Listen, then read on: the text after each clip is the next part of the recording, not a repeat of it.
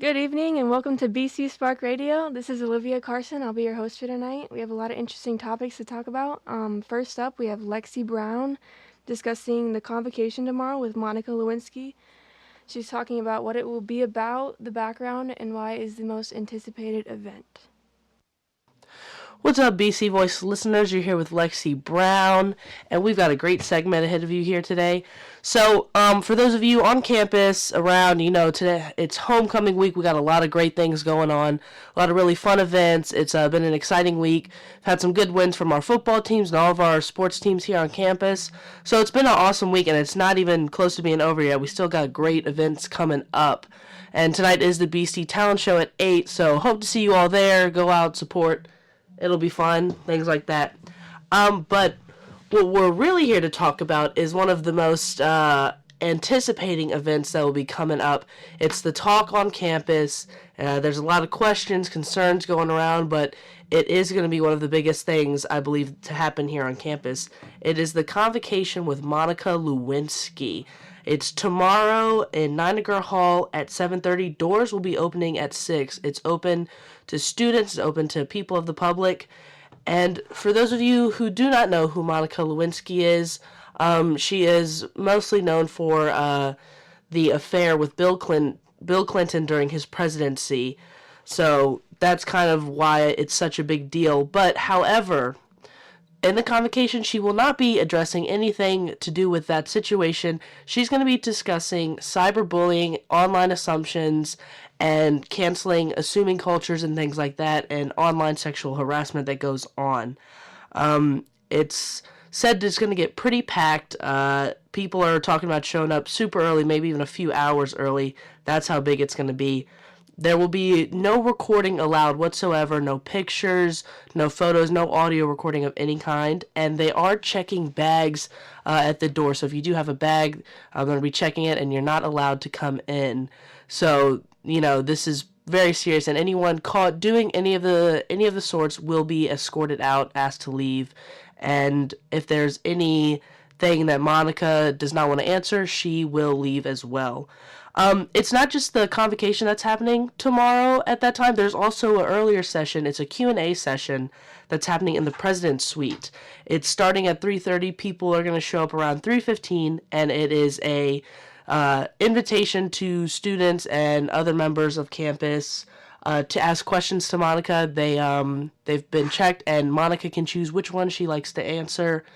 And once again, if there's any audio recording found, you will be escorted to leave, and they're hoping to do, if there's enough time, they're just hoping to do photos afterwards with Monica. But yeah, it's questions that are open, and they have to be appropriate and things like that. But the thing is, with Monica Lewinsky, we have had several events that have been kind of leading up to this moment here. We've had a session, an event on canceling culture here on campus that's kind of talking about stop shaming people when you don't know anything about them, canceling, stereotypes and assumptions. And there's also BC United, the organization on campus dedicated to bringing knowledge on sexual assault and substance use, have been doing some tabling this entire week, teaming up with Eagle Success as well on examining our assumptions. So that is one of the events leading up to this, to prepare, to give some insight on some things like, what have people assumed about you that before they even got to know you. So this is going to kind of help build up to that moment, prepare. And I think a lot of people are confused on what the convocation is truly about. That's why I think it is such a big anticipated event, because people don't really know what's going on. That's why we've had these events all week long, because we're trying to really spread the message out on what they're actually getting into and what needs to happen. Monica is a big advocate for cyberbullying. She's traveling around the world. She's given presentations, spreading knowledge on what it's like, what truly happens, and things like that. Things that we probably don't think about. So it's a really great topic, and it's very important. It's unfortunately it's very common around here, and it's good that she's going to bring some insight to it. But I think because of her name and her reputation, people are kind of mixing up what it's going to be about. So they're really trying to work on that and advocating for what it's like to be, bullied and assuming online and just all of the underlying things we don't think about. Let's see. Also, this event has been, advertised really well. It's all across. There's posters, there's social media posts, it's been posted on big screens all around campus, so not just the students can see it, but people of the public as well. And it's really going to be a big event. I'm looking forward to it. I hope you all will consider going as well, because this is something we need to discuss. And Monica is going to give some great insight to it, great information on it. Not sure how long it is going to last, the convocation itself, but I do know it does start at 7:30 tomorrow in Niagara, and doors will be opening at 6. I'm assuming it's going to be packed. I wouldn't be surprised if the line goes out the door. We've had a lot of events where that does happen, so I can only imagine what it's going to be like for this as well. The questions during the session have to be appropriate. Dean Frere has been sending out emails of what's going to happen and her expectations of what needs to happen for students and anybody attending the session. She's made it very clear you have to submit your questions beforehand so they can approve them, and just to make sure, because we're not here to, kind of state the obvious. We're here to learn, we're here to be open, and we're going to examine our assumptions and things like that for sure. So, Monica we are very lucky to kind of have Monica come through to Bridgewater College. It's a very tiny school, and we wouldn't think such a name like Monica Lewinsky would ever come here, but it's really awesome, honestly, and I think a lot of people are excited. This whole week, my friends and I have been discussing, we're talking about what time we want to go, because we want to be there. We want to see what she's going to talk about. We want to listen. We want to come.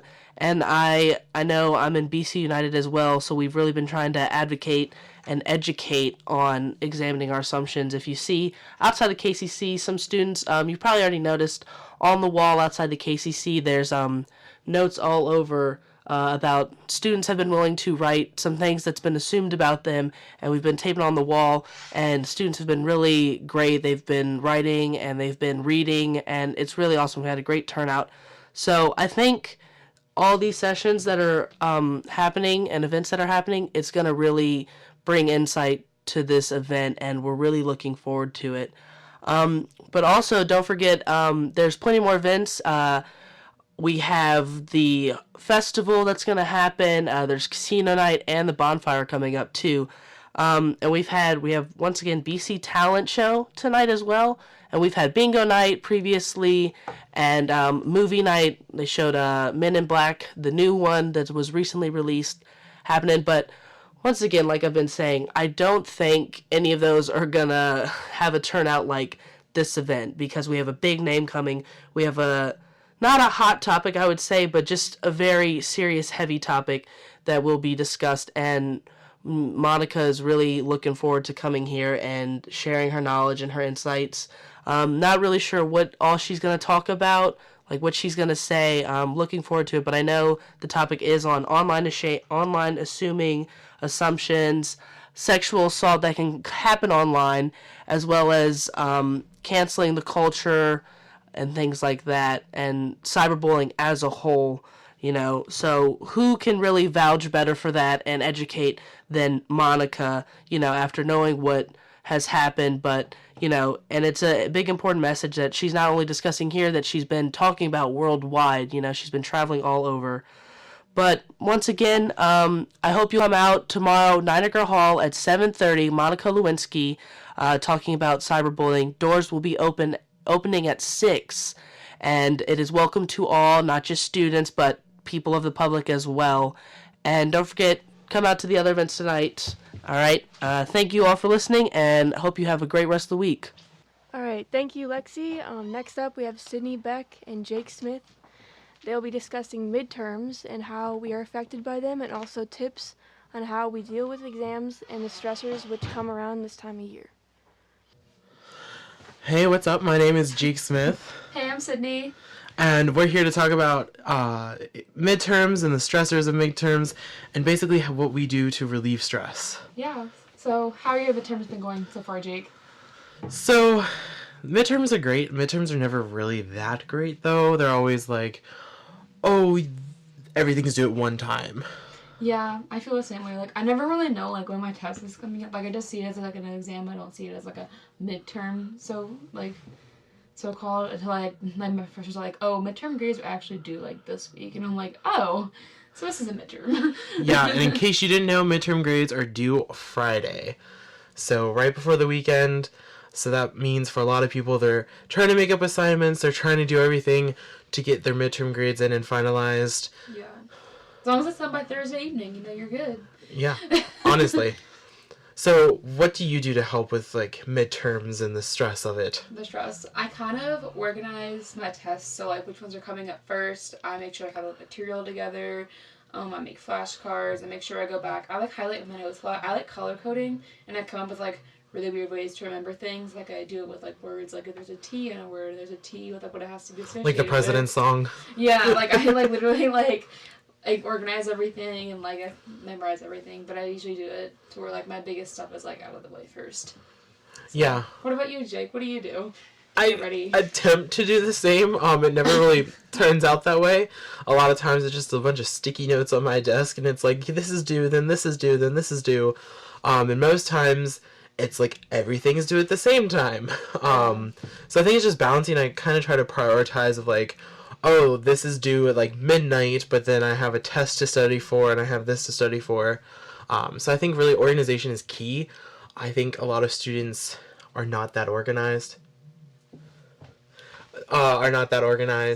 And can mainly affect them with their study habits. I think the biggest thing is to have an agenda, especially if you're involved in more than just academics. If you're involved in sports, extracurriculars, things like that, it's key to keep everything balanced so you know where you have to be when you have to be there. Yeah. I definitely think another important thing is make sure you're getting enough sleep during midterms. Like, I know it's kind of hard, and, like, I know, like, you just want to stay up till 3 a.m. to get everything done, and sometimes it's not possible to get any sleep. All-nighters never help. They don't, and I've had times where, like, I have an 8 a.m., and, like, I've stayed up until, like, 3 in the morning writing papers for that, and the next day in class, I am dead. Like, I don't want to take any notes, I don't want to do anything, I just want to sleep. No. So, it's horrible. And see, I think that's the thing, like, I'm a junior this year, and so, like, my freshman year, I was like, oh, if I stay up all night, like they do in the movies, I will succeed. I kind of found out real quick that's not how things work. Oh my God. I remember freshman year, my bio, like, it was my final exam. My roommate and I stayed up until, like, 4 a.m. studying for this exam. That was at 8 a.m. And we got up at 6:45 and kept studying. I had 2 hours of sleep, and then I had a back-to-back exam. And I remember it was the worst thing ever. I remember, like, my eyes were, like, burning from trying to stay awake. I think it was very concerning. Yeah. So until, like, this year, I was actually a biochemistry major, and now I'm a communications major. So it's really interesting to see, like, both perspectives of, like, the different sides of your brain working at the same time. Yeah. Do you think the workload has gotten a lot, like, lighter since you turned into a comm major, or do you think it's, like, about the same? The workload is lighter, but, like, it's not necessarily lighter, it's different. So, in, like, organic chemistry and, like, biology and all those type of classes, you're more asked to memorize and kind of understand the functions of things, and then you have the practical aspects in lab. So you have like 2 to 4 hour labs. But as a communications major, it's more of thinking about things, applying them to real life. And then it also gives you a lot of opportunities, like what we're doing right now as BC Voice. So it's definitely different. I'm getting used to it. Yeah. So what do you use to de-stress yourself, as ways during midterms week? So normally I like in McKinney studying or in the KCC or in the lounges. So, like, to de-stress myself, like, in a short period of time, I go on Snapchat to those satisfying videos. You know, like the slime ones or, like, the kinetic sand cutting. Yes. Soap cutting. I love the ones where, like, they, like, smush it down with a spoon and it goes everywhere. Yeah. I love those. Yes. So, that's, like, short term. But then, like, long term is... I'm a solid believer in naps. Yes. I have to have a good blanket and a good pillow. Like, honestly, if I'm tired enough, like, you can just fall asleep without a blanket. But I believe that some people think if you nap, like, you're not doing what you're supposed to do. But I think if you're tired enough that you think you need to nap, you're going to be more productive in the end. Other things is, like, going on a late night drive. It sounds horrible. But, like, just driving around, listening to music, kind of blurry music that you listen to. Yeah. What do you do? Well, I definitely don't drive because I get really stressed out when I drive because, like, people make me really angry. But what I do is I usually will, like, go, like, if I'm like in the Eagles Nest setting, I'll go on my phone and, like, look at stuff that I probably shouldn't be buying, but I buy them anyways. So stress buying. Yeah, sometimes I go to, like, Target if I really do get stressed because, like, I just like to go, like, walk around my Target, my favorite store in the entire world. Also, I clean. I clean when I get stressed. So you can come over to my apartment this week, like. I have vacuumed our entire room in the middle of the day just because I was really stressed about something, and I've cleaned our bathroom before, like, deep cleaned our bathroom because I was stressed. I stress clean. I also take, like, really hot baths or showers, and then I do face masks a lot as well. And just stuff to, like, make me feel better about myself. Like, I like a clean room because, like, if I'm really stressed, my room, if it's dirty, doesn't make it feel any better. That's why I think I stress clean. So, I do it at home too, though. Like, I will just stress clean everything. See, for me, it's not, like, really a stress reliever. Me, if I clean my room, like, right before an important exam or anything, it's more of me trying to fill time and procrastinate. So... It's productive procrastination. Yeah, obviously. And I just love how it's different between what people do. Like, some people like to exercise and go on runs. And if people know me, they know I do not run. So... what works for some people doesn't work for others, so it's really cool. I also like to go to the movies, which sounds really bad because when you're going to the movies by yourself, but I got HBO now, so don't really have to worry about it. I don't think actually, no, I have gone to a movie by myself before. It was kind of weird, but anyways. Well, what other things do you do, like, to try to help study? Like, because I know it's, for some students, it's really stressful trying to study for 6 different subjects at once. Yeah, so I definitely kind of, like, go through and I kind of ask myself, like, okay, like, how much do I really know about what we're going to be studying, what we're going to be tested on this week, like, with the chapters? Like, have I read them? Or, like, have I gone over them? Did I take good notes on them? And I'll go through my notes and I'll look. And if I kind of know everything, I push it to, like, the end. And then I kind of focus on what I really need to know, like, the subjects that I know, or classes that I know I'm really struggling in, or that I definitely know I haven't been putting effort into. I will go back and study those more than I did the ones that I didn't study as much for. I think I try to do the same thing. It's definitely more of, if I know I don't know something, I'll probably focus more on it. And if I know a little bit about something, you know, I'll kind of look over my notes as fast as I can. I also go to my professor's office hours, like, all the time. Like, if I don't know something, I will go in and bug them so much and be like, please, tell me what's going on. Yeah, I think that's one of the really cool things about going to Bridgewater is it's such a small school that your professors want you to succeed, so you can go to their office hours and you can get tutoring because tutoring's free. Yeah. Or you can just get help. And you can just know your professors one-on-one and you know, like, their like, personalities and how they teach, and it's just, I really like going here because of that, too. Yeah. So what's your advice for somebody going through it now? Calm down. It's gonna be fine. Like, right before you take the test, just study as much as you can, and right before you take it, just kind of tell yourself, like, hey, you know what? I've got this. Don't tell yourself you're gonna fail, because then you're actually gonna believe that you probably are gonna fail. Yeah. But, like, just tell yourself that you've got it, it's gonna be fine, and we're gonna take on midterms, one midterm at a time. Yeah. So, good luck on midterms this week, and we will talk to you later. Have a great homecoming, BC. All right, thank you, Jake and Sidney. Next up, we have BC Sports with Brandon Wells and Justin Rogers, who will be discussing the performance of each Bridgewater College in-season sport. It's sports team thus far and analyzing key highlights and what there is to come. Hello everyone, what's up? My name is Brandon Wells. And I'm Justin Rogers. And we are about to talk about a little bit of BC sports action. We have a pretty good seasons going on for a couple of teams, others not so much. So today we're going to be talking about the in-season teams. So let's just start off with, well, probably arguably the worst one in season right now, and that's men's soccer. Men's soccer, they are 3-8-1 on the season. Yeah, they're messing around with goalies a little bit. They replaced their starting goalie a couple games ago. It seems to be working better for them. They have won at least one game since they did that, so that's a start. They have a game tomorrow against Randolph-Macon, which it should be a pretty tough challenge. They always are against any Bridgewater College team. Yes. They just beat Guilford, so that's a good start. Luke Stubbs was announced. He had a really good game. He kicked the game-winning field goal in just a couple minutes left, and that's always exciting to see that kind of play happen. Oh, definitely. Yeah. It's very interesting to see this men's team. They only lost two or three seniors last year, so it's very interesting to see that they're 3-8-1. Especially last year, because they recorded their best season to date last year. So they came out on top of the ODAC in preseason rankings. Exactly. Now they're last.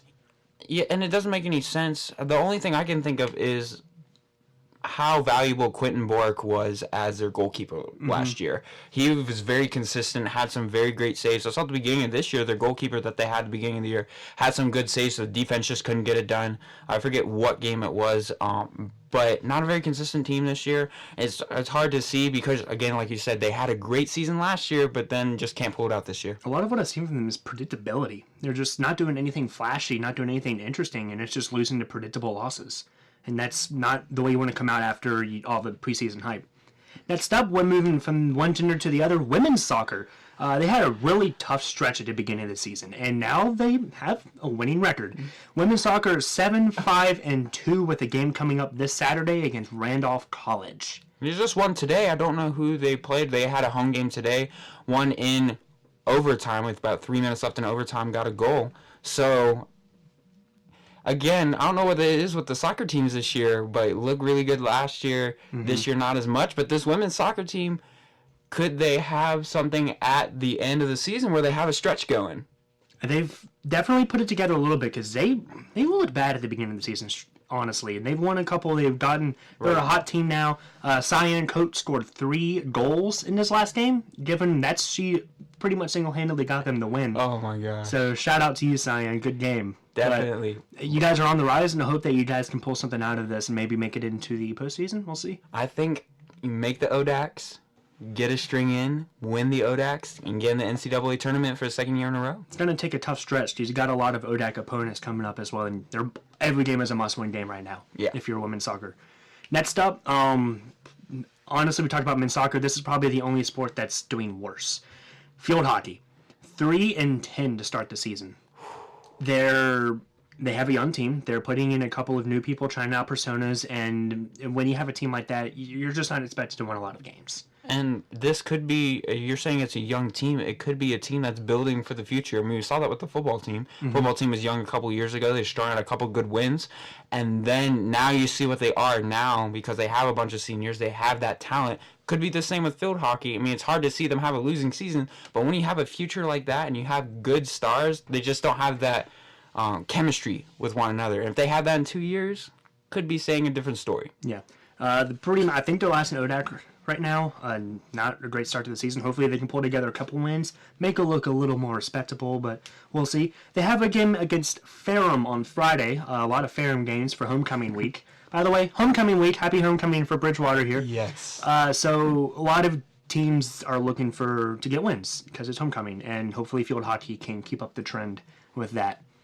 Next up, we want to talk about golf. Golf is in season right now. You don't hear too much about them, but Bridgewater Golf, you always expect a lot. Yes. To start the season, they started hot. I think they won 2 tournaments. They were getting first and second as a team unit, and now they're ranking close to the bottom of the barrel. In the last couple of tournaments they've gotten. Bottom or the middle. They haven't impressed much lately. Not a lot of highlighted players as you typically expect. They have a tournament coming up on October 21st at the O'Brien Jensen Memorial Tournament. Okay. That's a 2-day-long tournament, as most of them are. And we hope that they can rally and do a little more than what they have been. I mean, we've definitely seen both the men's and the women's golf teams. We've definitely seen both of them pull out towards the end of the season. I know they had a couple of seniors graduate last year, but definitely could see them coming up a little bit, but we'll see what happens. Yep. Next up, probably the second best team in season right now. You gotta hand it to women's volleyball. And by women's volleyball, I just mean volleyball because we don't have a men's volleyball. But volleyball here at Bridgewater College. It's hot right now. They are getting hot. 19-2. That's crazy. Last year they were a respectable team. Last year they were a really good team. So not surprising that they're doing really good this year. Not at all. And they have a couple seniors, but they have a lot of juniors. So this team has high expectations next season as well. Already, though. Rachel Gaston just reached 1,000 career kill strikes. Oh my here at Bridgewater. That's impressive here at Division III volleyball. Yeah, it's good. They are undefeated in their conference. I believe they are 7-0 right now in the ODAC. Okay. They are playing a game as we speak against Wesleyan College. I believe that Bridgewater is at the top of the first. I think they're in the lead. Okay. So that's good. And they have a game this Friday against Guilford. Okay. And all you got to do is win those ODAC games, get the top seed in the ODAC, in the playoffs, get it done. I think they could really go far this year. They dropped a tough game. They lost 0-3 to Arcadia. It's a Maryland school. Arcadia's okay. They're 13-8, but you expect Bridgewater to win this type of games. I guess you can't win all of them. You have bad games. I understand that. Maybe you were trying to run a different persona. Yeah. But, you still only lost 2 games on the year, 19-2. That's a very impressive record, and they've handed to at least all their ODAC opponents. Oh, yeah. Next up, everyone's favorite sport here at Bridgewater. It's all the topic. Everyone's talking about it right now. Could they be national champions? We'll find out. Bridgewater football is 5-0, a perfect undefeated year to begin the season. 3-0 in the ODAC. Very impressive so far. I would say it's impressive. This is something that I am very skeptic of having really high hopes for this team because, as a past Bridgewater Eagles fan, it's very hard to consistently believe in this team because they'll go 3-0, 4-0 at the beginning of the season, and then they'll tank. This year, there's a different atmosphere. There has to be a different atmosphere with this team. The fact that they're only allowing 10 points in the first half all season on defense is insane. It's crazy. And Jay Scroggins hasn't thrown a pick all season, knock on wood. Yeah. But, he's looking impressive. The offense is looking impressive. It's a miracle season right now. Bridgewater football just beat Hampton Sidney last Saturday, 51-7. To begin the game, Bridgewater received the ball, went downfield, immediately scored a touchdown, missed the extra point. Then Hampton Sidney got the ball back. They got a couple third down conversions, marched downfield, scored a touchdown, made the extra point. Hampton Sidney was up 7-6. First touchdown against Bridgewater in the first half all year long. So it was kind of looking iffy. And then the next time out, Chase Rosenthal, quarterback for Bridgewater, caught a pick, and it was game home from there. Hampton Sidney's offense couldn't do anything after that. Chase Rosenthal was announced as the ODAC Defensive Player of the Week. Good stuff. And Jay Scroggins was announced the ODAC Offensive Player of the Week.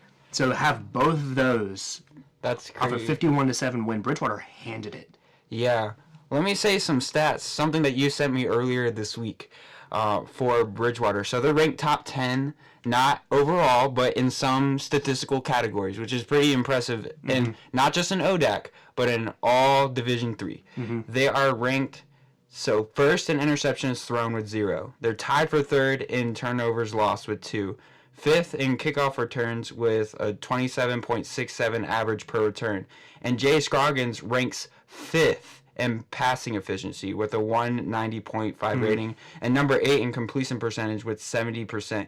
And Chase Rosenthal is tied for 6 passes defended with 2 per game. That's impressive. Top 10 in D3. That's crazy. Yeah, they're clicking on all cylinders. Offense, defense, special teams.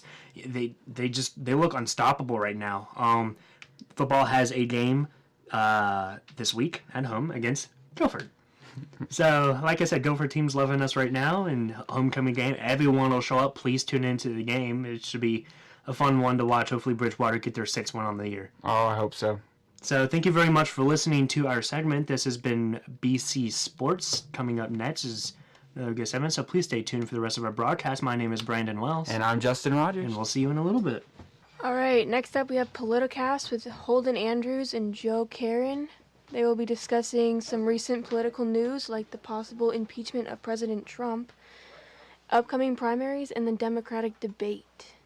Good evening, Bridgewater. My name's Holden Andrews, and with me is Joe Karen, and we're doing Politicast for tonight. Joe, how you doing? I'm doing pretty good. How are you?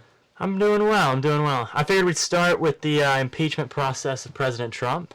Yeah.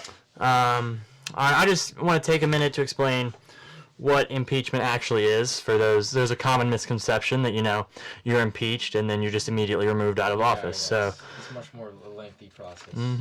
So basically what happens with impeachment is, to start, it's possible for a president to be impeached and remain in office. So what happens is precedently there's a vote in the House, and then if simple majority is reached, then they start filing articles of impeachment basically saying this is what the president did wrong and why, and then if those are then voted on, again with a simple majority, the president is impeached.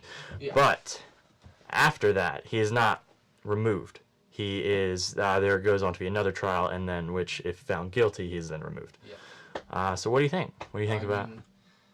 There's already been a lot of investigations and testimonies going on for since 2017 or so. So this is something that's definitely not. It's not like just coming up. It's not like just boiling over. It's. I definitely think it's gotten to a point now where it's like, it's more of a possibility than it was. But yeah, we had back in February the Michael Cohen. February was the Mueller report. February. Wait. Mueller? No, you're right. Yeah, You're I right. think Mueller report was that was more recent, right? Right. Okay. Yeah, so just a little timeline for what's happening recently. So on September 24th, the actual inquiry about impeachment began. So, the whole Trump phone call and probing into Ukraine and all that happened. And then the next day, the 25th, there was a rough transcript of that call released. The 26th, a whistleblower complaint was released. And I know people are complaining that, it's anonymous, but that's the point of a whistleblower, of course it's anonymous. They don't want to lose their job because... Yeah, definitely. And then October 2nd, the State Department Inspector General met with impeachment investigators. I believe they're the one just providing, general information, stuff like that. October 4th was the deadline for Secretary of State Mike Pompeo.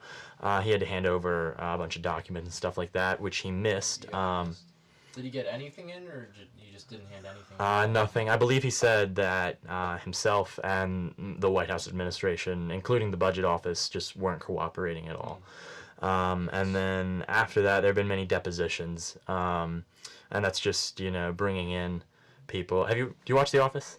Yeah. I've watched the first couple seasons. All right. Well, there's an episode there where Michael gets deposed, and it's basically a trial, but it's in a closed room session, basically. Okay. So it's just it's not televised. Right. The whole the Mark Zuckerberg trial. Exactly. It's just closed door, all of that. And then one thing many Republicans have been saying that it's a lot of Soviet-style tactics that the Democrats are using for this impeachment process. Like Red Scare type stuff. Yeah, exactly. So just a couple other things I have. There's no clear indication of how... You gotta speak up.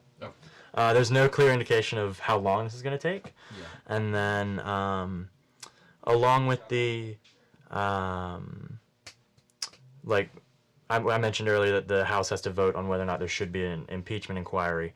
The House doesn't have to vote. That's just, a precedent thing. So with Nixon and with Clinton, there was a vote, but it's not specified in the Constitution. Yeah. So I think that's another little misconception. But yeah, do you have anything else about the impeachment? I don't. Let's move on to is it Democratic debate next? Yeah, it is. Did you watch it at all? No, but I've been following it online. Have you? What have you found out so far? Well, what's Bernie Sanders is back. He's out of the hospital. Yeah, recovered from his heart attack. Yeah. Good news. That's good news there. Mm-hmm. Apparently Elizabeth Warren kind of took control so she's kind of looking more like the front runner. Yeah. As opposed to Joe Biden was. Yeah, I agree. I think I read that Biden, he's no longer the solo front runner as he has been up until now. He definitely like faded throughout the night. I think he stopped, especially like after they asked him about Ukraine. They really just stopped. And he just kind of stopped answering questions. He didn't have as big of an impact as Elizabeth Warren did. Yeah. But a lot of punches being thrown. Yeah. A lot of people challenging each other. One thing that they did all agree on was they vehemently disagreed with Trump's Syria policy. So. What Syria policy are you referring to? Tell our listeners. Basically, there's fighting going on or hostility between Syrian and Turkish forces, and we had troops in the middle of there, kind of to defend. Or not really defend, just to like make sure that the fighting didn't get too out of hand. Right, maintaining peace. Yeah. Yeah. So we pulled those troops out, and shortly after, Syrian troops were attacked by the Turkish Turkish forces. Yeah. And it's kind of like the Turkish are the bullies, so like they're better manned and more better powered. So yeah, it was rough. Yeah, I actually just read that from the New York. From the New York Times. Sorry, I dropped my phone. But from the New York Times that Russian forces are now took the place of the American forces that were right in the middle. So, and I think it's a little worrisome just based on the fact that like that's two different, I guess policy ideals. Like Americans, just the differences between America and Russia. It might be like they're not doing that for the same reason that we were doing it. Right. Yeah, but a couple other Democratic debate things. Elizabeth Warren got called out a lot. She is the front runner, but there were attacks on her health care plans. People called it vague. One person even called her policies a pipe dream. Okay. Because she talked a lot about like free college and things like that. Yeah. And then there was this like, probably 2 or 3 minute section about whether or not the president should be on Twitter. Okay. And Kamala Harris like just straight up asked her like, why don't you want President Trump off of Twitter? And I thought that was pretty interesting, just the fact that our government representatives, they're so active on social media now, and I wonder what do you think about that? I think they kind of need to have a short leash on like what they're doing on Twitter. They should be updating people on like bills and legislation that's going on like that's they're working on. I don't think they should be making a lot of comments like on what other people are doing and like condemning people on Twitter. I think like if you don't agree with someone, if you're gonna condemn them, you should like talk to that. You're in the same building as them, so like I feel like go talk to them first before you go on Twitter and start like making a show out of it. Yeah. I think that would be a lot more productive. Yeah, I agree with that, and I think just a couple other things. Kamala Harris and Cory Booker, they actually, their numbers went down a little bit last night. They didn't. They just gave a kind of lackluster performance. Yeah. They weren't as I guess talkative as normal. Yeah. And then there were a couple other like low polling candidates where they just broke, because you have to get I believe 2% vote to get into the the debate, and they Mayor Pete, and then the one from Hawaii, and I don't remember the names of the other two. Is Andrew Yang still? Yeah, he gave some pretty good answers last night, I think. Okay. Yeah, but yeah, that's all we've got, all the time we have for tonight. I just want to thank you for listening to Politicast, and y'all have a great night. Have a good night. All right, here we have Ayinde Roberts discussing the recent controversy surrounding Blizzard Entertainment and esports players supporting the Hong Kong protesters. Good evening, Bridgewater. My name is Ayinde, and we have a segment to talk about today. I want to preface this by saying this. I'm a huge video game fan. I love competitive video gaming. I love esports. I love the culture and like the excitement that esports has always given. Like, if you've ever seen a fighting game tournament, have you ever seen like Street Fighter, Mortal Kombat? These tournaments are amazing showcases of skill and it's amazing. It's an amazing experience, and I'm glad to be a part of that community. However, there's always been controversy when it comes to video games, and these last few weeks have seen probably one of the biggest controversies that has hit competitive video gaming in Blizzard and their banning of Hearthstone competitor Blitzchung. That's his gaming profile. So for those who don't know what the deal is, on October 6th, Blizzard held their Asia Pacific Grandmasters tournament for Hearthstone, and which was won by pro gamer Blitzchung. After the Grandmasters finals, he took to the stream and wearing a gas mask and voiced a phrase used by Hong Kong, the protesters in Hong Kong. That says "Liberate Hong Kong." He said, "Liberate Hong Kong, revolution of our age."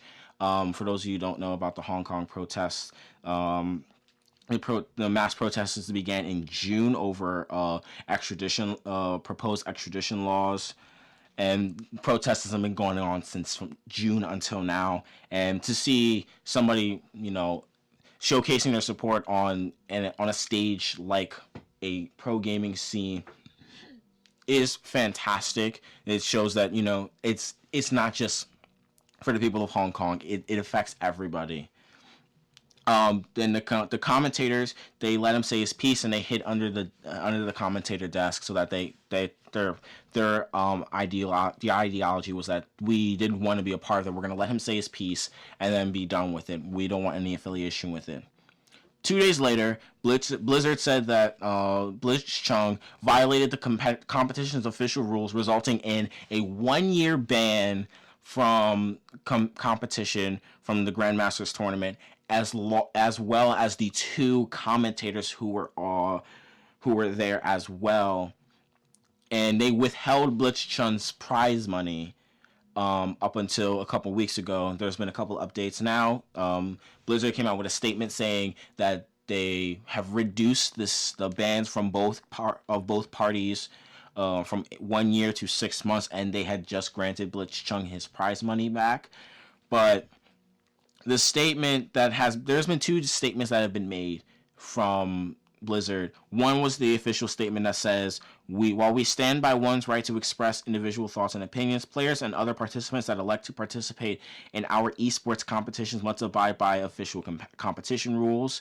However, a Chinese social media platform translated strictly a Chinese statement, and here is a rough translation as to what was said. We express our strong indignation or resentment and condemnation of the events that occurred in the Hearthstone Asia Pacific competition last weekend, and absolutely oppose the dissemination of personal political ideas during any event. The players involved will be banned, and the commentators involved will be immediately terminated from any official business. Also, we will protect our national dignity. As a competitive gamer, I think that if you have the platform to talk about something very, very important, this isn't the first time Blizzard has been dealing with controversy. We talked when Blizzard announced that they're going mobile with Diablo. There was a very vocal fan who said, "Were you kidding?" on live, and Blizzard's fans have been so they're so good at expressing their personal opinions as to what they feel about the company, what they feel about the products that these companies are putting out. And to see something like this happening, it doesn't matter that you're rescinding the ban and you're giving back his prize money. The fact that you did that in the first place, because he was supporting protesters who are fighting for democracy, that's not okay. And that's not okay, and it's hurting Blizzard right now. And Blizzard's not the only one that's getting hit. The NBA is getting hit. Overwatch, which is one of Blizzard's top commodities, is getting hit hard because Hong Kong protesters and online users are using the character of Mei. She's one of the fan favorite characters of of Overwatch, and you're using her as a symbol to free Hong Kong, and she was been banned, and in light of possible protests by Hong Kong supporters, Blizzard canceled the Nintendo event to celebrate the release of Overwatch on the Nintendo Switch because they know what they did was wrong. And you have every other sport, basically anything else. You have all these other actors. You got sports players, baseball players, football players, basketball players. Every single one of those professions have always had the platform to be able to talk about whatever it is that they talk about politically, socially, whatever it is. But why is it an issue now when it comes to an esports player?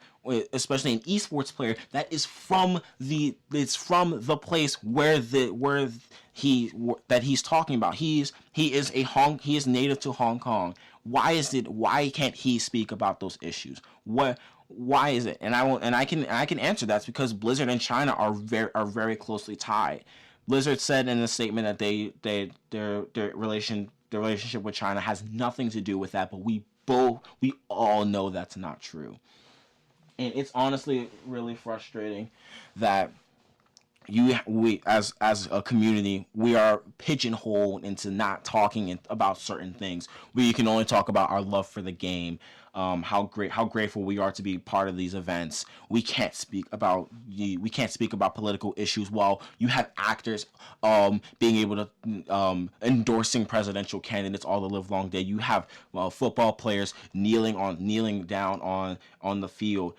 These people can express their political stances, but we can't as esports. And it's a matter of if esports are still considered a sport or not. And to me, it is. There's a skill that you just cannot achieve without numerous amounts of training. As someone who plays competitive fighting games, like it takes an immense amount of skill to be able to get combos down, to make you got to learn matchups, and I'm not allowed to express an opinion that I have about a particular political subject. I can't make a statement, but you allow actors and you allow other sports players, all these other celebrities to make political statements. That just doesn't sit right with me. I support Blitzchung. I support those who are in favor with the protesters. I try to keep myself as apolitical as possible, but this is the line, because this is not just about somebody. This is about a person who had money and they have game time taken from them, and that's sad to see as a gamer, that we have to go through this again. This isn't the first time, and it won't be the last. But this was me. This was sort of a mini rant about Blizzard and Haugh and that controversy. My name is Ayinde, and hopefully things get better. All right, next up is Squawk Talk with Holden Andrews and Justin Rogers discussing our favorite fall activities. What's up, guys? This is Squawk Talk again. I'm Justin Rogers. And I'm Holden Andrews. And this is a couple of wacky guys just talking about some wacky stuff. And today, we're going to talk about our favorite fall activities. We're finally transitioning from the summer to the fall. I just got to make a quick comment. For our listeners out there, Justin and I are both wearing flannels today. What a perfect segue into this topic. Oh, definitely. So let's just start off. We'll just kind of say some topics, say some things that we really like about fall. We'll just go with it. All right. Number one, it all depends, because fall is one of those seasons where it can feel like summer or it can feel like winter for me. So it's one of those in-between seasons, just like spring. So I'm just going to start off, if it feels like winter, kind of like it did this morning with the rain. Super cold. I love just curling up in a blanket, reading a good book, getting some coffee or some hot chocolate. Yes. Especially at home. We have a fire at home. So, like, just curling up next to that fire. With a good book. Love it. Or just binging some Netflix, though. What's your fall show? What are you watching this fall? Anything new? So it's not new, but it's something Brooklyn Nine-Nine. Yes. Oh, I'm huge Yes. into Brooklyn Nine-Nine. I'm loving that show right now. Such a good show. Such a good show. Definitely. Oh, such a good show. Let's see. My first favorite fall activity. Have you ever been to Valley Pike Farmers Market? Oh my gosh, I love Valley Pike. Getting a cup of coffee, either going up to the little loft area or sitting outside. I love the loft area. Yes, it's so nice. The only problem is there are tons of JMU students there. Oh, tons of them. Everybody goes there. Everyone. You just have to pick the right day. That's true. Usually Sundays aren't that bad. On Sunday, usually after I go to church, sometimes it depends. I haven't gone this year. I really want to go again. But it's just a great place. Like, you got headphones, just stick them in, get some schoolwork done, then get distracted if you have friends that you bring with you, because that's how that works. Perfect time. All right, Justin, number 2 for you. What is it? All right, number 2. So if it fall, you have those 70-degree days. It's perfect hammock weather. Perfect hammock weather. Like, you have that, like, very slight breeze, and you can just, like, take a good hour, 2-hour nap. Yeah. You can even read a book, though, you know, and just fall asleep to it. Hammocking is one of my favorite pastimes, especially, like, the falls. Like, it's fall and spring, but I gotta give the advantage of the fall. Fall has just, especially with just, like, the atmosphere around, especially here in Bridgewater. Oh, yeah, the trees. Those trees are awesome. Like, the fact that orange color that they have today, like, I feel like they just changed colors. They were I think you're right. yesterday, I think you're I'm pretty right. sure. But Yeah, love. I set up my hammock, I think 2 weeks ago. You know, it was still a little warm, but it was just perfect way to relax. I mean, you can even get homework done if you feel like you have to. Like, it's just, it's great. But let's see, my number 2. Wow, I gotta say, I'm actually doing this on Friday. This is more Halloween than fall, but I'm gonna throw it in the mix. Oh, you gotta throw it in. Gotta throw it in there. King's Dominion, Haunt. Okay. Late night, big scares. I'm so excited. It's combining my friends, roller coasters, and, you know, people in masks, monsters, ghosts, all that stuff. Oh my gosh, that's fantastic. Have you ever been? Never been to. I've been to King's Dominion. Yeah. I love King's Dominion. I hate getting scared. I'm one of those people who I'll be jumpy all night, and it'll just make me getting scared that much more worse. And I'm just like, I'm not doing that. I love me some roller coasters. Again, one of my favorite pastimes. But nah, I can't do that. It's so much fun, and I mean, you just gotta comfort yourself with the fact that, you know, they can't touch you. They can jump at you, but that is so true though. That's so true.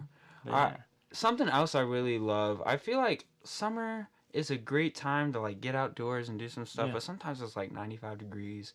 Honestly, take a nice walk in the fall, like, especially right now where it's right before, like, that winter weather really hits. Right. Like, it's like that mid 60s to low 70s. Like, just take a nice walk and enjoy nature, especially like we were talking about earlier, the nice trees around, and like especially in Bridgewater with all the trees we got and the amazing scenery. You can just enjoy that creation that is around us. And you know what's really nice too? Skyline Drive. Skyline Drive is beautiful. Nice. If you guys want a recommendation for a park, trying to think of a park, Wildwood Park. Yeah. Wildwood is fantastic. They have all the ducks there, and they got that nice little miniature waterfall, you know, and just like fall right asleep to it. It's fantastic. A great place to hammock too. Did you know there's a turkey duck there? Yes, I did know that. Bridgewater's treasure right there. If you didn't know it before, you know it now. There is a turkey duck that it just walks around, you know, strutting its stuff. It's out there. It's having a great time, you know. And if you also want somewhere to either, like, play some games or throw the football or the frisbee or something, Oakdale Park is also somewhere else nice. to go. Just 5 minutes away, maybe 15 if you're walking. I mean, it's a nice day. We already talked about taking a walk. Going for a walk. So Perfect. Why not go to Wildwood or Oakdale Park? Yeah. Let's see. What else? Come on, man. You can't talk about fall without talking about pumpkin spice. You know, I was just my brain was going there. I was like fall pumpkins, and then I was right there at pumpkin spice. I gotta say, personally, hot take right here. I don't drink pumpkin spice. I can't do it. Okay. I look forward to. I just love pumpkin spice coffee. It is fantastic. It tastes amazing, and like I think the fact that it's coupled with you can only get it for a certain time of year. Yeah. I think that's part of it. Also, it's like the peppermint milkshake at Chick-fil-A. Yeah. It's like that, where like you look forward to it every year, because it's not like it's year-round kind of thing. So it really adds to how much you love it. But also, it's not just pumpkin spice drinks.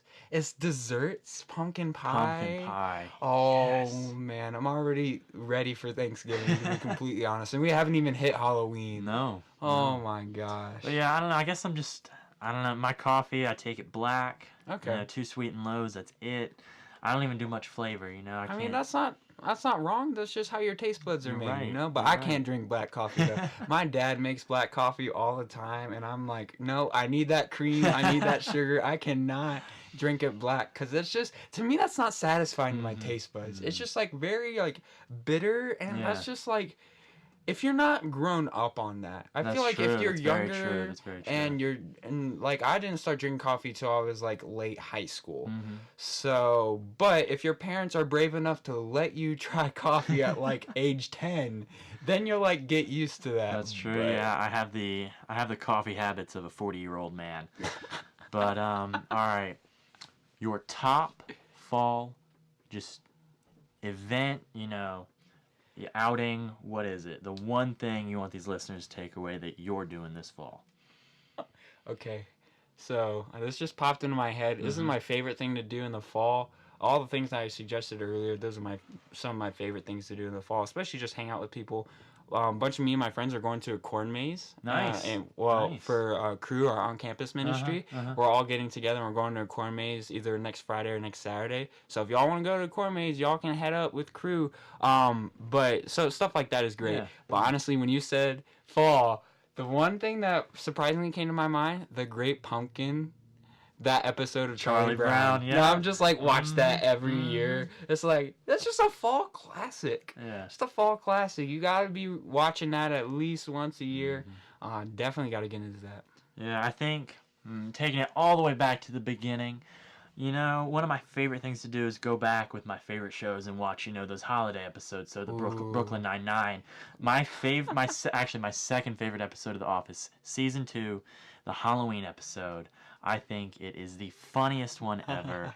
It is just, you know, just having a good time with my friends, watching. I mean, I'm sure I'll watch Hocus Pocus. I'm sure. Oh, that's true. And, you know, once it gets a little bit colder, I'll break out the Alfred Hitchcock, you know. Oh, yeah, you're right. I'm not huge on those kind of movies, but like you were talking about Brooklyn Nine-Nine, those Halloween episodes, there's such a weird twist on Halloween episodes with like the fact that like somebody's trying to commit a crime within a police station. It's just like hilarious to watch those. And the fact that Halloween is a tradition, you know, and like it's for some people they love it, you know, even like us as 20-year-olds, some of us love to dress up on Halloween. I'm dressing up this year. Oh yeah, no, I don't do that, fam. Why am I gonna ruin my look by putting on a costume? That's Come so on true. now. That's Come so true. on. Again, the flannel. The flannel.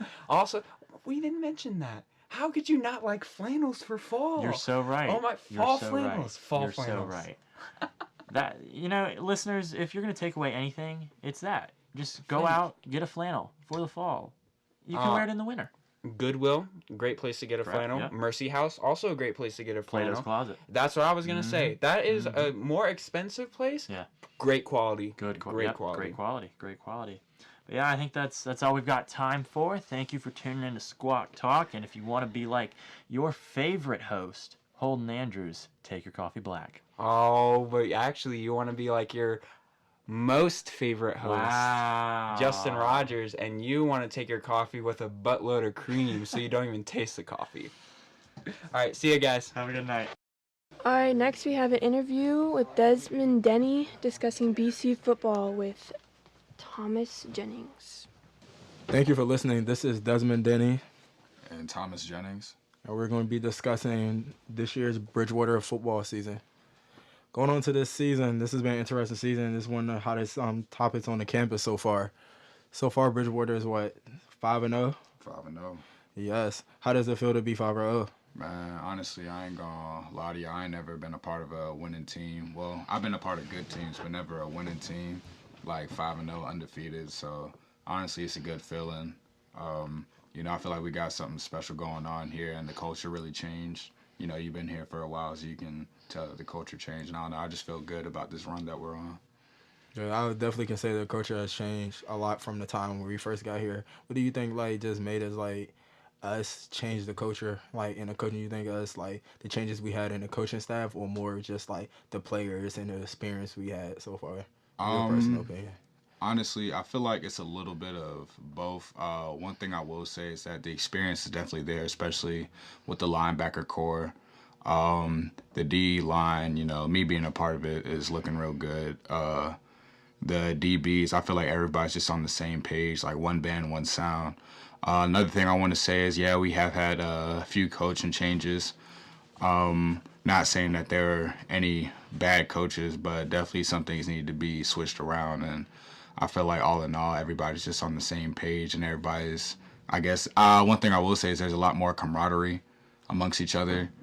Like, it's not a whole lot of different opinions going on. Everybody's on the same page, so I really appreciate that. I would definitely say, like, I can notice now, even to with the coaches and the players, like, the coaches change has changed, and so, like, in a way where before, when we used to play freshman, sophomore year, it was just biggest thing, we won conference. That's, like, the biggest thing ever for us. Right. Now it's like conference is just a stepping stone for us. Getting to conference would just be, okay, we made it to conference. Yippee doo day. Let's get this national championship. Right. And that's why I like that. I can see the biggest changes. People not being satisfied for this just for a conference championship. That is something that we know that we should get. I think the biggest thing now is just that everybody's focused on the national title, but at the same time trying to take it one game at a time. And by taking it one game at a time, I think this is something that everybody can easily accomplish. Right. So, like, I was going to say, one thing that I was going to say about what you were talking about is, although Coach Aruza rated us second to finish in the conference, I feel like if we do win a conference championship, like, to us, that's not really anything. Like, we're expected to win, in our opinion. Like, all these other teams, like, yeah, they're good and all, but I feel like we're expected to win the conference. Yeah, so, like, I feel like, that's just, like, now, going through spring ball, going through, like, especially after the season we had, being predicted to finish last, and now they predicted to finish second. Like, I guess, I know, especially in the linebacker core, just in the defense and the team at all, I know we all realize, like, okay, to us, predictions don't really mean nothing. Okay, you predict that, but it's like, don't put your limitations on us, because we know what we're trying to achieve and what we're trying to bring home. Because it's been a long time since we've been to the Stag Bro and brought that trophy home, and I think it's more than enough. And, like, I think this town really deserves for that championship to be brought home. Right. One thing I want to add to that is that, yeah, the town of Bridgewater does deserve another championship. We haven't got one since, 2005? 2001. 2001, my apologies. But honestly, I feel like the football team definitely woke a lot of people up when we went at Stevenson's house and basically punched them in the mouth.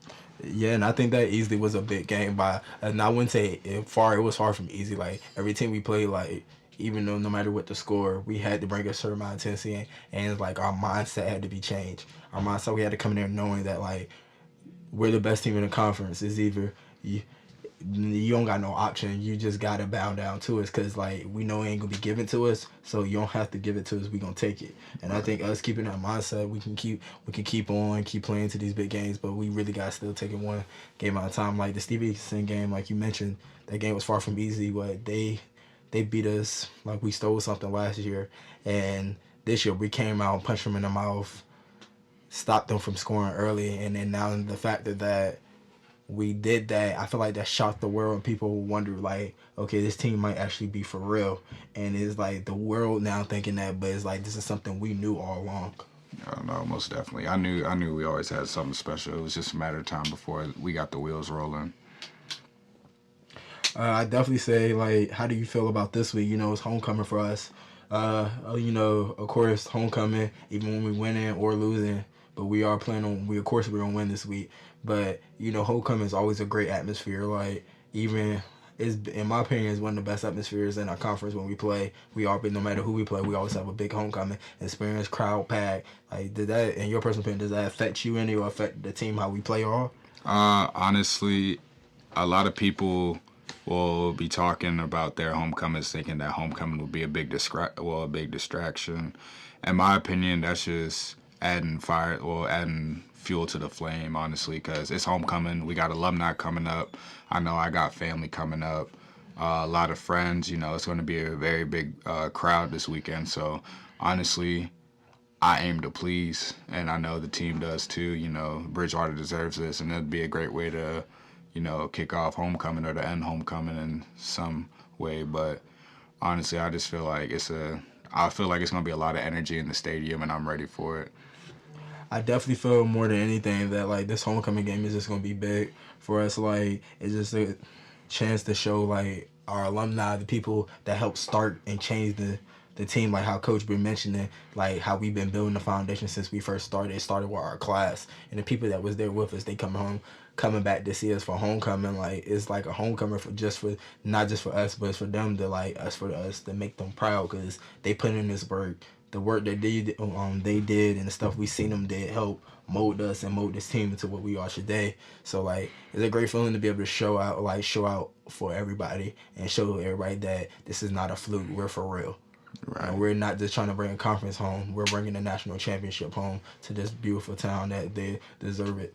I definitely feel like everybody's excited because they're tired of people feeling like Bridgewater's washed up, or we always go come second in conference to Randolph-Macon, or come second in conference to WNL, second conference to Hampton-Sydney. We took out Hampton-Sydney. Now I look at it, it's cool. We're happy to celebrate, but I'm more looking at it, who's next. Right. No, it's always about as soon as we went. Well, I agree. It's always about who's next, but definitely when we got somebody in front of us right now, we always focusing on them. One thing I don't appreciate in the ODAC though, or the kind of rep that Bridgewater has, is the fact that it's just Bridgewater football, and that's really not the case. Yeah, I hear that term a lot. Like it's just Bridgewater football, and like so, in a sense, I don't like it, but in a sense, it's cool. They can say it's Bridgewater football because Bridgewater football is different. You got to be built different to play Bridgewater football. Nah, most definitely. Especially on the defense, you got to be built real different. Because especially, we both play defense, so you know what it takes in this stuff. Like, no shade thrown to our offense. Our offense work just as hard, and they make us better every day by making plays. Every day. So, due to the fact, but it's just like you have to be a different breed to play in our defense because it's not always going to be pretty. It's not going to be easy. At times, our practices are harder than games. No, most definitely. I will honestly say that our defense is definitely full of a whole bunch of grinders, and you just have to play with a certain edge on our defense. You just have to play with a certain tenacity. Not saying anybody's a nasty player by any means, but it's just you gotta play with a chip on your shoulder if you're gonna be a part of this defense. Because like I feel like that's our MO of our team, like a chip on our shoulder. Relentless. I would say this week is gonna be a great week to demonstrate what we have to show the world and like show everybody what we know. And I can't wait to play this game. This game is gonna be a great game this week, and it's gonna be a great experience and a great atmosphere to play in. Most definitely. Well, I thank all my listeners for listening. Thank you. My name is Desmond Denny. And I'm Thomas Jennings. And thank you for listening. All right. Next up, we have Justin Rogers, Mo Camara, and Dean Barker discussing the exciting MLB playoffs, college football season, and NFL season. All right, guys, what's up? We're here to talk some national sports. I'm Justin Rogers. I'm Dean Barker. And I'm Ayinde Roberts again. Awesome. So we are going to talk some national sports. We're going to get into some NCAA college football, and then we're going to get into some NFL, and then obviously we're going to talk about the MLB playoffs. So let's start off with college football. Let's talk about some of the big games that happened this weekend. The first game we're going to talk about, obviously, let's talk about that Texas and Oklahoma game. Texas barely losing to Oklahoma 34-27. What you guys think? And I think that's interesting because last year I think Texas won that game. And so the past 2 years, Texas has won that game. Yeah, so I think, and by winning, Oklahoma stays in the hunt for, I mean, this probably wouldn't have knocked them out, but they're still in the hunt for that college football playoff spot. Yeah. So, yeah, and for Texas, it most likely knocks them out because that's that second loss. Definitely. I mean, I'm personally not a big fan of Oklahoma, but they're a 6-0 team. They're fifth so far in the college football rankings. The quarterback threw for 235 yards, threw 3 touchdowns, but also threw an interception out. They seem like it's the team. They seem complete, but there's still it still feels like that's what's something holding them back, and that's why that game got really close. Yeah, and Jalen Hurts right now, from my understanding, is a front runner for the Heisman. I don't know if it's because Oklahoma quarterbacks have just done that every year, but I mean that's what it is. Yeah. Let's talk about the most anticipated game of the weekend. At the time, LSU was number 4 or 5 going into this game. They were number 5 going into this game, and Florida was number 7.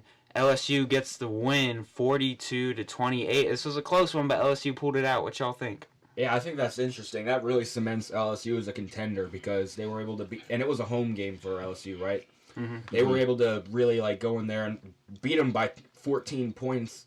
A ranked team, that's really going to help their chances. If they can, let's just be interesting to see if they can finish it out from here. They should be probably in that top 4. I'm actually this game actually made me really happy. I've been like a sleeper. I've been a sleeping LSU fan for a little while now, and them being like in the second in the league right now, right below Roll Tide. It's gonna be really interesting and see if we're gonna see LSU and Alabama in the finals. Yeah, Joe Burrow threw for 293 yards and 3 touchdowns, and the main key was probably they held the Gators scoreless in the fourth quarter, and they were able to put a touchdown on the board themselves. So that was probably where they won that game, right there, because Florida was staying consistent throughout the game and up until that quarter. Yeah, it's like when you look at it, it's like LSU and Florida sort of stayed in the game for like the first half, and then the second half LSU just came out swinging. So yeah. So let's stay in the SEC. Let's just talk about this game a little bit, even though this was the biggest upset probably of the season. Yeah. South Carolina in double overtime beats Georgia. Dang. What do you guys think? That's a huge upset. And for Georgia, a team that has a lot of players that are going to go to the NFL most likely, this, I think, puts Georgia out of the playoff. Most likely. Absolutely. I mean, it is just one loss, but it was a loss to an unranked team, and after last year, Georgia really wanted to get back into the playoffs after just narrowly missing. Mm-hmm. But I mean, I don't know. I would say it's good that it was a close loss, but they're gonna have to win out to have any chance, and even then, I don't think they're gonna. Yeah, even though it was a close loss, through 3 interceptions. That's not something you want to see, and even no matter what team it is. Yeah. And that's sort of those kind of mistakes. It feels like this is not a super demoralizing loss, but a demoralizing loss nonetheless. Yeah. This is a game that they could have easily won, but they didn't. So now we're gonna just go through every undefeated team. So this is the top 7 teams right now. Every one of these teams has a chance to make the playoff. Number 7, Penn State. Number 6, Wisconsin. Number 5, Oklahoma. Number 4, Ohio State. Number 3, Clemson. Number 2, LSU, jumping up from number 5. And obviously number 1, Alabama. I think I know, I mean, at least this is what I'm thinking. This is all the United States is thinking. The playoff is most likely going to come down to who wins Alabama-LSU. Yeah. In like 3 weeks. Though LSU does have a couple of games. I mean, they have number 11 Auburn coming up before that Alabama game, the week before. Also, the fact that Alabama doesn't really have that many ranked teams to play until they play LSU, and then they play Auburn right after that. So I mean, here's the thing about Alabama-LSU. One of these teams could lose that game if they continue on the track they're on and still make the playoff. But I mean, so yeah, it's really going to be interesting to see if they can stay on track. It'll just be basically a spot for seeding. Yeah. So now, since we just only have a little bit of time left, and we have our Beyond the Blitz NFL podcast, so if y'all want to figure out what happened this past week, y'all can just tune into that. Me and Brandon went over some stuff. So we're going to kind of skip the NFL a little bit, and we're going to go into baseball. It's playoff season. I think the MLB playoffs are one of the most exciting playoffs in the United States, in my opinion. Always very exciting. Dean, I'm going to let you take the lead on this. So the Nationals, my team since I was 8 years old, they pulled through. They won 7-4 last night over the Cardinals to sweep the NLCS, and they will be going into their first World Series ever as a franchise. It's the first World Series in Washington since 1933 with the Senators. And the Expos, although they made the NLCS once, have never been to the World Series. But the Nationals were phenomenal in this series. They had their starters had 17 innings of no-hit baseball. They only allowed 6 runs the whole series. And the Nationals just went off last night. They had 7 runs, 8 runs the night before. It was a little bit tricky later in the game after they took Corbin out. I think 4 runs came in to score. But they were able to hold off. I think they had the bases. The Cardinals had the bases loaded in the top of the 8th, but they were able to hold them off. And now we get a week off. The Nationals will get a week off to see who they play, whether it's the Astros or the Yankees. So the thing about this series is that the Nats pitching dominated. I think that's what everybody was thinking. But the thing about this series was their starting pitchers could be in for 6 or 7 innings. Yeah. And that's going to be the really hard thing. These Astro and Yankees teams that are coming up, they can hit. Yeah. They can hit the ball deep. And how long are these national starters going to last in the World Series? If they last 4 or 5 innings, I don't know if those relief pitchers can get it done. Yeah, and they got some good closing pitchers. I will say that. Your guys' closing pitchers are really good, but I don't know if those relief pitchers can get it done. Yeah, we got Doolittle, but you saw what happened in the NLDS. We just fell apart in Game 3 against the Dodgers. The main key is going to be if we can go the distance with our starting pitchers. We know both of the teams we could be playing have great pitchers as well, and we know that they can hit. So it's just going to be basically, as the Nationals' slogan is for this offseason, just stay in the fight. Yep. In this postseason, I mean. Ayinde, what you think? Okay, so I'm a DC native, so seeing the Nationals dominate that first inning was a joy to behold, and I'm not even the best. I'm not gonna lie, I'm not the biggest fan of baseball. I love the sport. I used to play the sport, but seeing that is just it is a joy to behold, and being able to say the Nationals are in the World Series now. Like you said, this is the first time since 33. 1933. And that lights a fire under the Nationals, and it could take it. With that, they could take it very, very far. This really just uplifts Washington sports, Yeah, especially with the way the Redskins are playing. And the right Mystics. now. Well, the Washington Mystics of the WNBA just won the title, their first ever. That's crazy. Washington sports is up right now. The Capitals won, I think, last year, and then Stanley Cup. Yep. Yeah. The Mystics. So yeah. Look, just real quick, let's go over this Astros-Yankees series. So Astros are up 2-1 right now. Off a huge, so they tied it up off a huge home run, or they got the lead off a huge home run. I forget which one. So 2-1, Astros. Who wins the series? Who's going to face the Nats? So let's give a quick predictions, and then we're going to have to head out. Yeah. Go ahead. I think I'm gonna take the Astros on this one. It's the Astros Nationals is a World Series matchup that I think I really want to see. I don't want to see I don't want to see the Yankees in the World Series. They're a really good team, but I think the Astros will take it. Honestly, I think the Astros are going to take it. I think the Yankees are the better team, but with this rain out, I don't think they're going to be able to respond quickly, especially after losing these last 2. It's going to be hard for them to bounce back. So I would have to go with the Astros versus Nats in the World Series. Yeah, I think the Yankees have lots of talent on offense. That pitching rotation just isn't as good as it used to be in the past. They don't have a Mariano Rivera to close it out.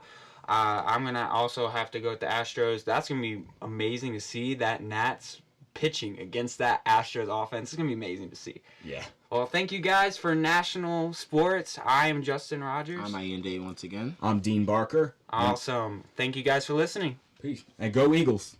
All right, last up on our broadcast for tonight, we have Brandon Wells, Justin Rogers, and Ayinde Roberts with Cinnamon Talk, previewing the fall movie season and what we are and are not looking forward to. What's up, guys? It's Ayinde and Justin back with you again, and we are introducing our friend Brandon, who was on BC Sports, coming at you today. Ayinde, what are we gonna talk about today? Okay, this is a good way to. I feel like this is gonna be a great way to close out this broadcast. We're gonna talk some movies, you guys. It's the fall movie season is underway with the release of Joker, and with Zombieland 2 coming out this week, let's just talk about like some of the fall movies that are coming out that we're looking forward to, and some that we're kind of on the fence about. Anybody want to start? Can we start with Frozen 2, please? All right. Frozen 2. I was so hyped when that first trailer came out. That looked like an amazing movie. The fact that it didn't have it had a lot of action scenes in it, and it just looked like it was gonna be a good movie until the trailer came out that had words in it. Like, I'd hate to, like, be that guy, but it just seems like the plot is going to be like every other sequel plot that Disney does, in my opinion. This is an unnecessary movies. That's all Disney is doing right now. Unnecessary movies. Name the last Disney movie that wasn't a superhero movie that wasn't forced. Moana? I mean... Technically, you could say any Pixar movie. No, Toy Story 4 is the most recent. That was a sequel. It was good, great. Toy Story 4 was a great movie. We didn't need it. Before then, we didn't need Incredibles 2, although I loved having it. We didn't need it. Moana, I think, was the last original Disney movie made. Am I wrong? I mean, yes and no. I understand. I understand where you're coming from. Like, that is moderately frustrating. The house. This is the house of ideas, and their idea is let's pump out sequels and pump out reboots and live action remakes of all of our bigger properties because they're gonna make money. However, I'm cautiously optimistic about this. I've been very vocal about my distaste for the first Frozen, and it's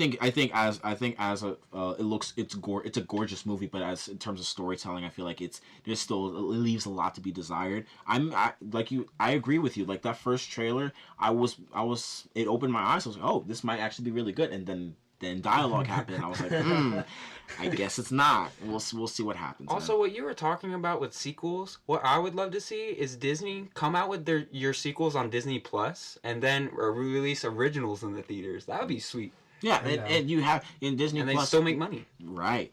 I'm gonna go ahead and throw one out there. I think we all have very, very varying opinions on this franchise. And we have to talk about it, guys. Star Wars ends this saga of Star Wars ends in December with The Rise of Skywalker. I mean, can I begin this? Yeah, go ahead, Brandon. I know you got some. We all have very opinions, so Brandon. I am a die-hard Star Wars fan. I love not necessarily the movies. Of course, many of the movies are great, but I love the universe that was created. Some of the video games that come out of it, some of the other non-canon stories that come out of it. Just the Star Wars universe as a whole is great. I'm super into it. I love everything that is Star Wars. Clone Wars. And then Clone Wars is really good. The Last Jedi came out, and I am firm that The Last Jedi is the worst movie ever produced.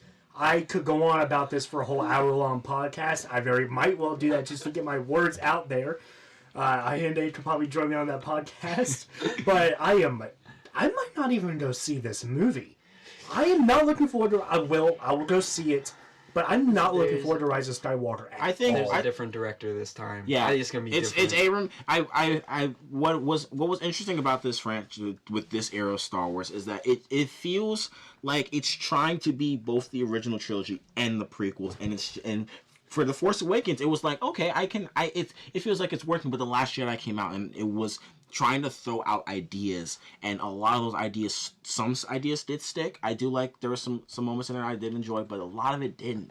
And a lot of those ideas are coming back in Rise of Skywalker. With those ideas that came out in The Last Jedi, it just felt like they were trying to make a lot of surprises that didn't fit. Just like, we're gonna shock you, but it doesn't fit the plot whatsoever. Game of Thrones. We're not opening that again.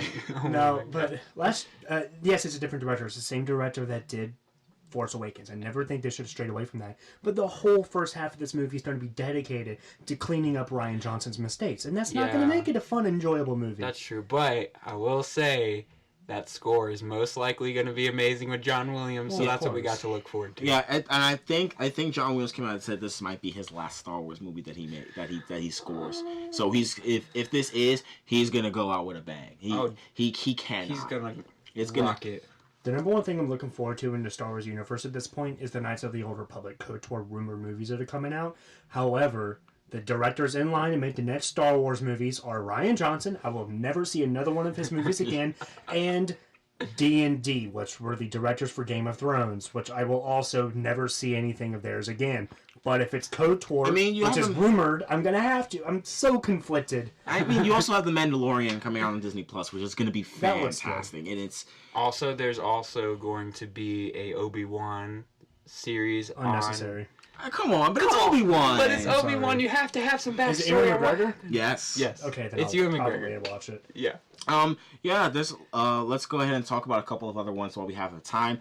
This is one that I think I can say that I'm so not excited for this, because the last one was really bad, and why do it again? And that's Terminator. Terminator Dark Fate comes out in November. Mortal Kombat just came out with the T-800 as one of the DLC characters in anticipation for the movie, but you can only do so much for a franchise that is very, very... It died with Salvation. This movie doesn't look good, and it doesn't even make sense anymore. Yeah, the Terminator franchise has been very up and down. Like Terminator and T2 were the best things the best two Terminator movies. And it's the same thing we talked about with Disney. They're just trying to make money. And that's what's hard with movies like this. They pretty much are using the same plot for the past, 2 or 3 movies. And it's like, all right, I'm getting tired of it. I don't care who's in this movie. It doesn't make any sense. And even with making, even Terminator Genesis didn't make a lot of money. I think it made $33 million in its opening weekend. I think closed it out at $79 million domestically. And with a worldwide total of $239, is somewhere around that ballpark. Terminator's not a moneymaker anymore. Mm-hmm. I don't understand. I don't understand. Just do what you do. Just close the franchise. Be done with it. It can live on as a television series. We saw the Sarah Connor Chronicles is a cult classic among Terminator fans. So just make it a television series. It gives you all the time that you have, and I'm just really it's sad. We got one more. I think I want to talk about this because let's talk about Jumanji. Okay, there's another movie I want to talk about, but it's okay. Jumanji. I had a couple too, but we don't have enough time. Yeah, we need to do a podcast. We might do a podcast on this. Yeah, seriously. But anyway, stay tuned. Jumanji 2, that actually looks pretty good. I was surprised by the first one. That first one, it was surprisingly good. It was great. I love the fact that The Rock is playing Danny DeVito's character. I love that. It looks so funny. Oh, it's funny. Yeah, it was. Yeah, like I said, it came to a shock when this came out on off the heels of Star Wars, and it completely blew Star Wars out of the water just by it being fun. And that's all Jumanji needs to be. It needs to be fun. And that's what it's gonna be again. I mean, does it really matter what the plot's gonna be if this movie's just a comedy? Honestly, that's what the first one was. It had a pretty good plot with it too, to be completely honest. I don't know where they're gonna go with it after the first one, but I know it's gonna be a hilarious movie. It's gonna be fun to watch. I have one last question for you guys to end this out. I'm gonna name 3 movies coming up that we haven't talked about. Pick the one of the 3 that you're most excited about. Ready? All right. We have Matrix 3. We have Matrix 4. I'm sorry, I'm losing my mind. We have Doctor Sleep, and we have Zombieland 2. I am a very big horror fan, so I'm going with Doctor Sleep. Okay. I'm not a fan of any of those movies. I have a very specific movie choices that I like, but honestly, Matrix 4 would be sweet to see. I know you're excited for the Mr. Rogers movie though. Oh please! Anything with Tom Hanks in it is fantastic. Tom Hanks, best actor ever. The fact that also just a couple of tidbits for that movie, they're actually using the same staging that Mr. Rogers used, and Tom Hanks is wearing the same sweaters. So fantastic movie. To answer my own question, I'm gonna go the other direction and say Zombieland. Yeah, well, 3 different answers from 3 different guys. Yeah, this has been Cinema Talk. I want this to be a thing. This is fun. This is so much fun. We'll continue this moving forward, whether it's in the form of podcast or broadcast. So, of course, please look out for our material. Yes, please do. And as always, my name has been Brandon Wells. I'm Ayinde Roberts. And I have been Justin Rogers. And thank you very much for listening to our broadcast tonight, if you're still with us. And we will see you next time. Alright guys, that concludes our broadcast for this evening. I hope you all enjoyed, and don't forget to tune in again on October 30th for our next broadcast. This is BC Spark Radio. I'm Olivia Carson, and I hope you all have a great night.